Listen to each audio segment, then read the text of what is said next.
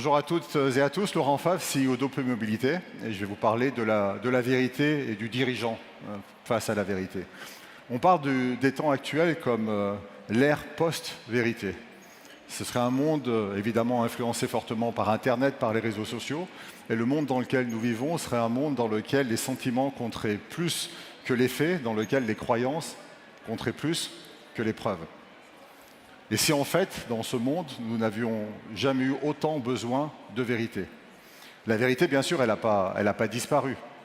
La vérité, par contre, elle est très souvent noyée sous un océan de bruit, sous un océan de tweets, sous un océan d'informations contradictoires, de complotisme, de tout ce qui crie finalement plus fort que les faits, que les données. Or, pour un dirigeant, la réalité est évidemment essentielle pour prendre des bonnes décisions. Sans réalité, sans vérité, pas de bonnes décisions. Donc le dirigeant est en permanence à la recherche de la vérité. Le dirigeant ne peut pas se contenter de semi-vérité. Nous devons en permanence chercher la vérité qui résiste, encore une fois au bruit, la vérité basée sur des faits, la vérité basée sur des données, et non la vérité basée sur des croyances, celle qui ne se laisse pas influencer. Celle qui gratte et qui dérange, comme dit Nicolas Dufourcq, que tout le monde a lu et entendu, j'imagine, à maintes reprises. Mais avoir une boussole ne suffit pas. Il faut évidemment avoir le courage de lire la boussole, et encore plus, il faut que vos ingénieurs, vos opérateurs, vos collaborateurs, ceux qui tiennent la boussole, aient la possibilité, le droit et le courage de vous dire ce qu'il y a sur la boussole, même si parfois ce n'est pas très agréable d'être confronté à la vérité. Donc la question qu'on se pose, la question que je me pose en tant que dirigeant d'un groupe de 40 000 personnes, c'est ai-je créé les conditions pour que dans ma maison, dans notre maison, on ose dire la vérité, et on ose dire la vérité vite. Parce qu'une vérité en retard, évidemment, plus une vérité, surtout actuellement. Une vérité en retard, c'est un train qui part. Une vérité en retard, c'est un concurrent qui dépose un brevet avant nous. C'est un concurrent qui gagne une affaire. Une vérité en retard, c'est un défaut qui arrive chez un client qu'on aurait pu arrêter avant. Et puis aussi, c'est des collaborateurs qui se désengagent parce qu'ils ne voient pas d'avenir, parce qu'ils ne voient pas de projet derrière tout ça. Donc le timing de la vérité, le calendrier de la vérité, est devenu au moins aussi important que la vérité elle-même. Nicolas Dufourcq, encore lui, parlait de la paresse qui pousse à suivre une vérité unique et rassurante.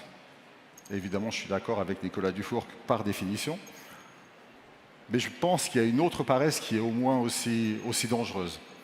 C'est celle de croire que l'information peut encore monter dans l'organisation au rythme des organigrammes, au rythme des hiérarchies, comme avant.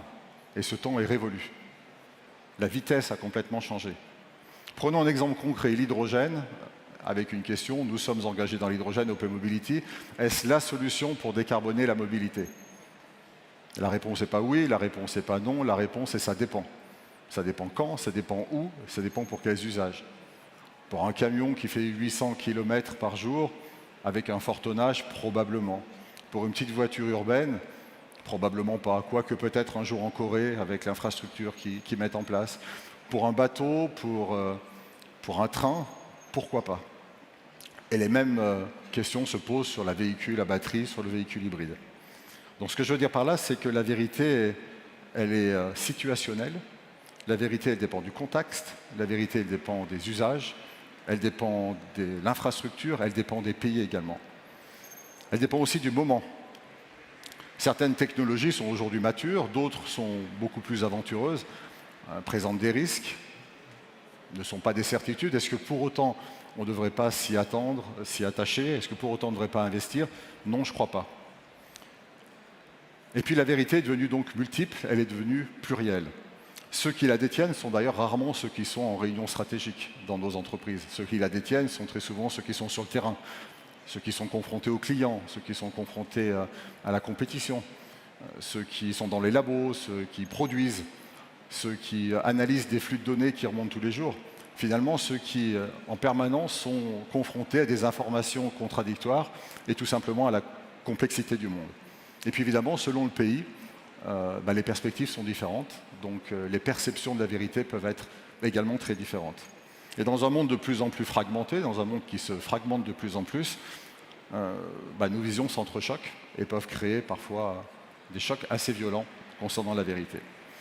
Donc le rôle du dirigeant change et le rôle du dirigeant doit changer. Le rôle du dirigeant, il s'agit maintenant de créer un écosystème, comme on dit, créer les conditions qui permettent de toutes les vérités de circuler et vite. C'est également être capable de considérer la diversité des vérités pour prendre des bonnes décisions au bon moment, au bon endroit. La première qualité du dirigeant, je pense aujourd'hui, c'est d'être encore une fois proche du terrain. C'est d'être proche de ceux qui produisent, c'est d'être proche des clients, c'est d'être proche de l'ensemble des parties prenantes. Et puis c'est avoir la capacité à se remettre en question en permanence, à poser des questions, à accepter qu'on fait des erreurs, à apprendre aussi, à être curieux. Je pense pour ça qu'un dirigeant, le mot est finalement obsolète. Celui qui dirige est avant tout celui qui écoute. Donc utilisons le mot leader. Le mot leader, c'est celui qui trace, qui donne le cap, qui crée les conditions pour que son équipe puisse dire la vérité, qui crée les conditions pour que l'entreprise puisse avancer, et puis qui assemble après les pièces du puzzle avec une certaine humilité. Donc finalement, plus que jamais, la vérité, c'est un combat, et c'est un combat contre soi-même. C'est un combat contre ses vieilles habitudes, c'est un combat contre certaines facilités, c'est un combat contre un manque de curiosité et d'ouverture, un combat parfois contre un manque de courage. Mais ce combat est évidemment extrêmement nécessaire. S'il n'est pas simple, il faut établir des process, il faut établir de la confiance, il faut avoir le sens de l'intérêt collectif. Mais c'est par ça que passe la performance du collectif et de l'entreprise. Donc je vous remercie beaucoup pour votre attention.